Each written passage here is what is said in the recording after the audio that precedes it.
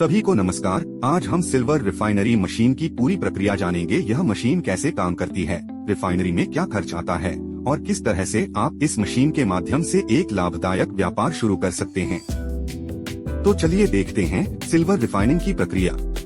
सबसे पहले चांदी के बार को इस टैंक में डाला जाता है, जिसे रिएक्टर टैंक कहा जाता है, क्योंकि इसमें रासायनिक प्रतिक्रिया होती है। यदि चांदी को छोटे छोटे टुकड़ों या फुलियों में डालें तो प्रक्रिया और तेज होती है और चांदी जल्दी पिघल जाती है। इसके बाद इसमें नाइट्रिक एसिड डाला जाता है, जो चांदी को गर्म करके पिघलाने में मदद करता है। लगभग 2 घंटे में चांदी पूरी तरह से पिघलकर तरल रूप में बदल जाती है। यह पूरी मशीन इस कंट्रोल पैनल के जरिए संचालित होती है। रिएक्शन के दौरान उत्पन्न धुआं कंडेंसर से होते हुए स्क्रबर में जाता है। स्क्रबर के टैंक में कॉस्टिक सोडा मिला हुआ पानी होता है, जो धुएं पर लगातार छिड़काव करता है और उसे प्रदूषण मुक्त बनाकर पर्यावरण में छोड़ने योग्य बनाता है। जब चांदी पूरी तरह से पिघल जाती है, तब उसे इस फिल्टर से छाना जाता है।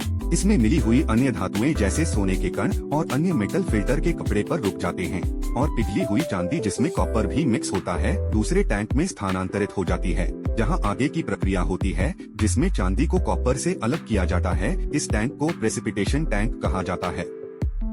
टैंक के ऊपर लगी मोटर से एक एजिटेटर जुड़ा होता है, जो टैंक में चांदी और कॉपर के मिश्रण को लगातार घुमाता रहता है।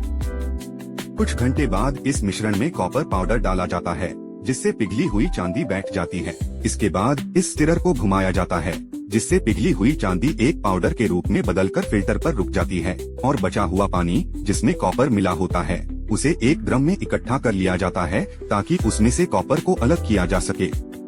अब जो चांदी पाउडर के रूप में परिवर्तित हो गई है, जिसमें थोड़ी नमी होती है, उसे पूरी तरह सुखाने के लिए इस हाइड्रोलिक प्रेस में डालकर दबाया जाता है, जिससे उसकी सारी नमी निकल जाए और वह ठोस चांदी बन जाए। इसे लड्डू मशीन भी कहा जाता है। फिर इस ठोस चांदी को मेल्टिंग मशीन में डालकर पिघलाया जाता है और सांचे में ढाल दिया जाता है, और अब चांदी पूरी तरह से अपने सबसे शुद्ध रूप में बार के रूप में तैयार हो जाती है।